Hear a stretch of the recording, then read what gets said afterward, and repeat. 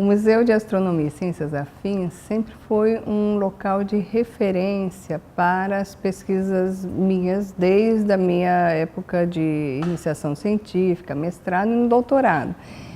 E quando surgiu a oportunidade do concurso para pesquisador em 2004, eu estava recém-formada no doutorado,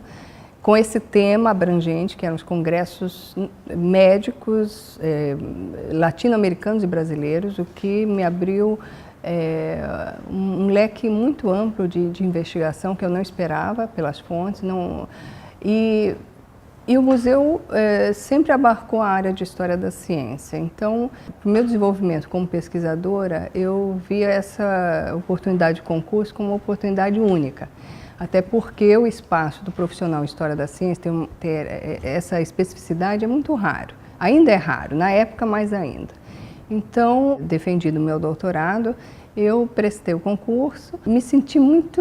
à vontade em trazer esse tema para cá,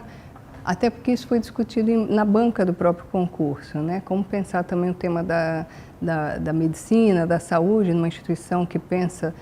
outros temas também e áreas das ciências. Ora, o tema dos congressos é justamente isso, porque nesses congressos médicos eu percebi uma interface muito grande de outras áreas de conhecimento. Quer dizer, nesse período que me especializei, a gente percebe que há uma interlocução de profissionais das áreas de ciência que talvez hoje não exista tanto. A gente se vê muito mais compartimentado nas especializações. Nesse período eu justamente estava estudando a profissionalização do médico e de outros profissionais, mas ao mesmo tempo era ainda um período em que as instituições buscavam uma interlocução maior. E, para minha surpresa, por exemplo, nesses congressos médicos havia sessões de ciências naturais, ciências físicas, o próprio Observatório Nacional participa de congresso médico, o que é um tema que me pareceu assim, muito pouco abordado pela historiografia. Então, a ideia foi também contribuir nesse sentido, de pensar a interlocução das áreas de conhecimento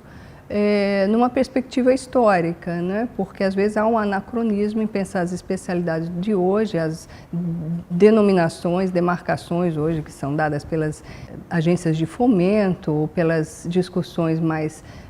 contemporâneas para o passado, o que é um equívoco para o historiador, né? Então, o conhecimento científico, sobretudo em países como os da América Latina, eles criaram condições muito também específicas para o seu próprio fortalecimento. E esse diálogo entre as instituições me parece de fundamental importância ser investigado de uma maneira mais aprofundada. Então, foi nessa perspectiva que eu me via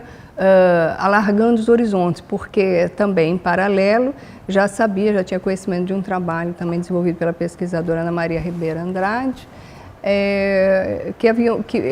foi editado um livro justamente sobre o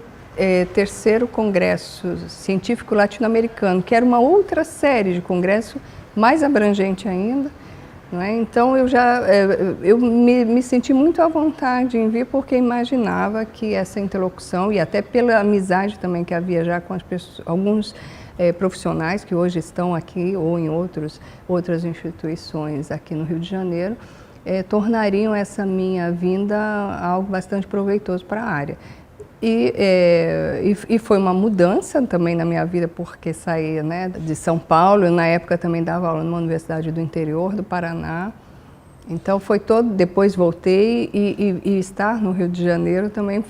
é um diferencial também nesse sentido de conhecer mais de perto a própria produção local. E o Museu de Astronomia, então, me possibilitou essa condição extraordinária que é fazer pesquisa, né, e ter isso como atividade principal, né, da profissão. Para mim foi um diferencial, porque o Museu de Astronomia e Ciências Afins é uma unidade de pesquisa no Ministério da Ciência, Tecnologia e Inovação, o que faz uma diferença muito grande na carreira de um historiador, né, que comumente tem que dividir o seu tempo com a docência. No museu a gente até desenvolve algumas atividades paralelas, com cursos, com convênios, mas a atividade central é a pesquisa e a divulgação dessa pesquisa. No caso, eu creio que o historiador ele ainda está muito preso aos meios mais acadêmicos, mas isso também tem mudado, né? Nosso desafio também é traduzir, de certo modo, ou trocar ideias com um público mais amplo, que não somente os nossos pares nas revistas indexadas, acadêmicas, que é uma parte importante do nosso ofício, mas aqui no Museu de Astronomia e Ciências Afins, que pensa as áreas, né, de História da Ciência, Divulgação das Ciências, Museologia, e tem um arquivo fantástico, a minha trajetória também ela foi se modificando à luz dessa ampliação, da possibilidade que o trabalho como historiador pode demarcar, né, nessas diversas entradas. História da ciência, no Brasil, mas em outros países também, é uma disciplina que tem um diferencial, porque ela, por princípio, ela eu diria, multidisciplinar, no sentido de que as ferramentas teóricas e metodológicas da formação de um historiador têm que estar em permanente diálogo com o estudo sobre a formação e o desenvolvimento de outras áreas do conhecimento. Então, essa abertura, por um lado, pode assustar um pouco, porque muitas vezes o historiador pensa, mas eu não tenho determinada especialização, mas por outro lado abre caminhos inexplorados e muito importantes para a nossa história e especial para a história de países como o Brasil, né, que convencionalmente se pensa que nada foi feito nesse campo, ou que sempre o conhecimento vem do exterior. Quando você abre, né, essas entradas em diversos arquivos, em diversas fontes, e percebe essa interlocução da produção do conhecimento científico com a dimensão política, com a dimensão social, dimensão econômica de uma determinada realidade histórica, não só entende com maior precisão essa realidade, como também possibilita valorizar um capital científico que existiu e existe nesse país. Então, o papel é sempre de diálogo, né? E, ao mesmo tempo, é um papel do historiador, por ser uma reflexão muito crítica e sempre muito articulada entre esse presente que vivemos com aquele passado que está sendo estudado.